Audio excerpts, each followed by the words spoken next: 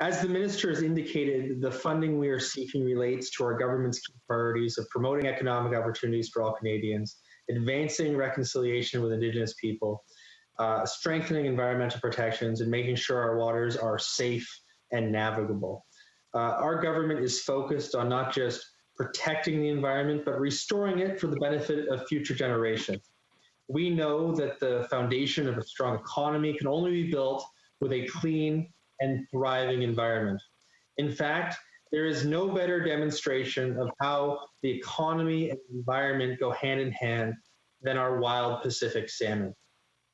Conserving and restoring Pacific salmon and ensuring a stable and predictable fishery for all participants, both Indigenous and non-Indigenous, is a responsibility we take very seriously.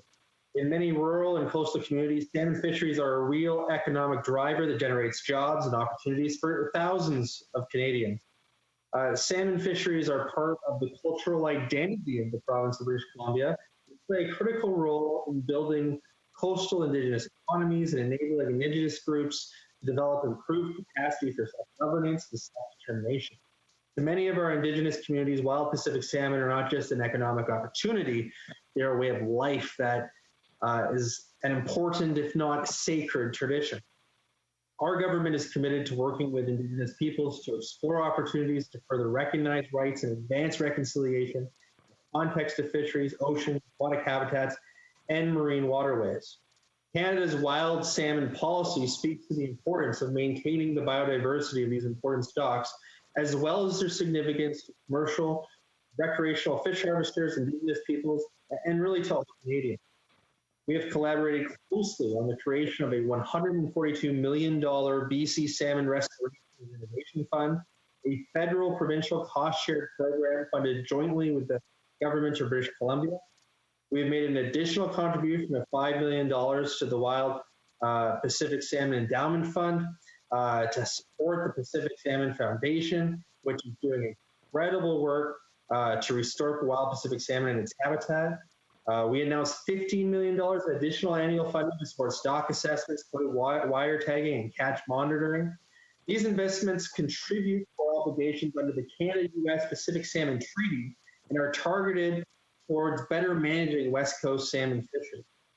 We are also investing $107 million to support the sustainability of Canada's major fish stocks through implementation of the Renewed Fisheries Act. We've also invested significant resources in restoring natural passage on the Fraser River after the devastating Big Bar landslide, and we are committed to transitioning away from open net pen finfish aquaculture on the west coast of Canada. We are making difficult decisions and important investments today to ensure that Pacific salmon are available for future generations.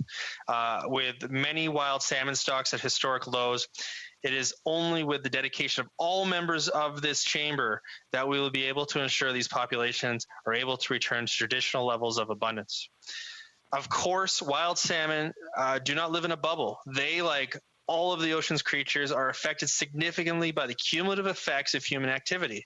This means that we must not just fight for our salmon, but for biodiversity itself and for the health of the marine environment in its entirety.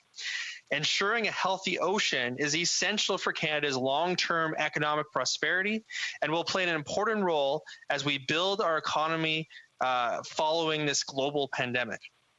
As fellow parliamentarians know, the United Nations has proclaimed a decade of ocean science for sustainable development beginning in 2021. Our government has pledged Canada's support with major investments dedicated to the planning, promotion, and coordination of activities related to this decade. Canada must be a leader in this space. As our nation has the longest coastline in the world, starting in 2015, as a nation, we had only protected less than 1% of our marine environment, which was completely unacceptable, Madam Chair. We pledged to increase this to more than 10% by 2020. Thanks to the hard work of Canadians, we not only met this target, but exceeded it. Canada has now protected approximately 14% of our marine environment, and we will get to 25% by 2025. This means that in 10 short years, we will have protected 25 times more ocean and marine habitat than all governments before us since Confederation. That is a significant achievement that all members of the House and all Canadians should be proud of. It is a major investment in the future of our country and the future of our planet. Yet we intend to go further, Madam Chair. This summer, Canada joined the United Kingdom's Global Ocean Alliance to support the adoption of a global target of 30% marine conservation by 2030, which is anticipated to be a key pillar of next year's Convention on Biological Diversity, COP15 meeting.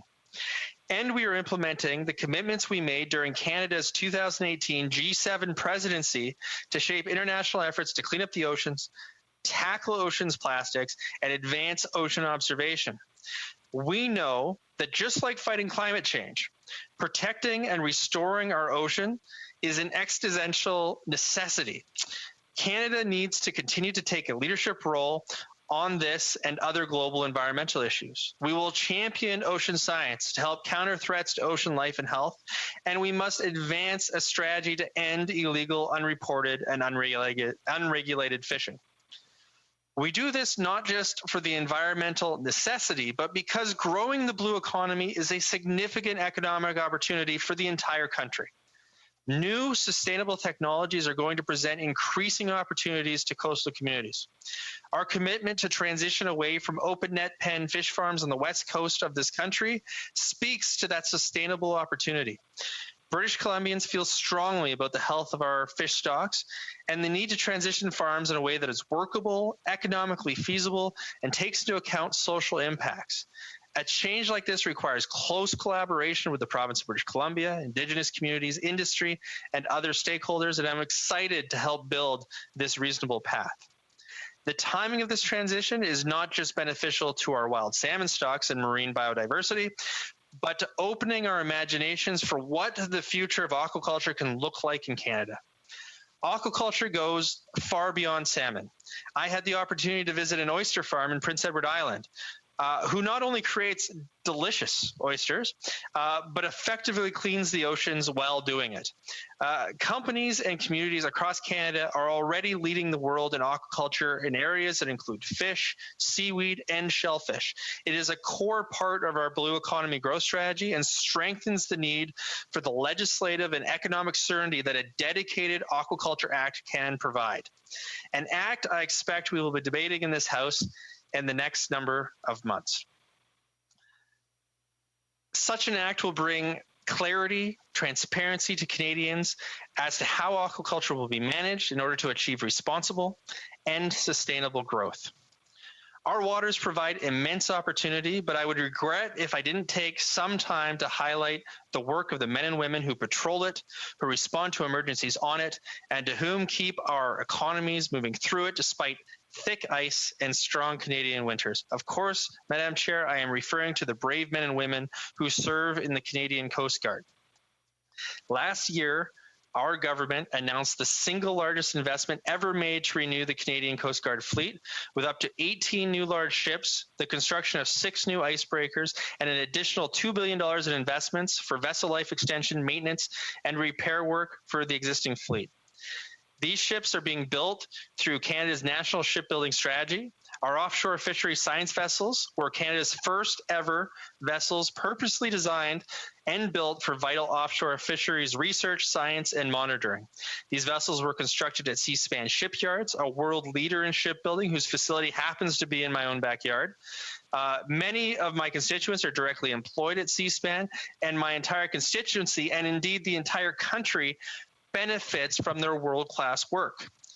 We are ensuring, Madam Chair, that the Coast Guard has the safe, reliable, and modern equipment needed to carry out important work such as icebreaking operations, search and rescue, and environmental response, all while creating good jobs and economic opportunities that will extend across the country. Madam Chair, I value deeply the wealth of experience my fellow parliamentarians bring to this House.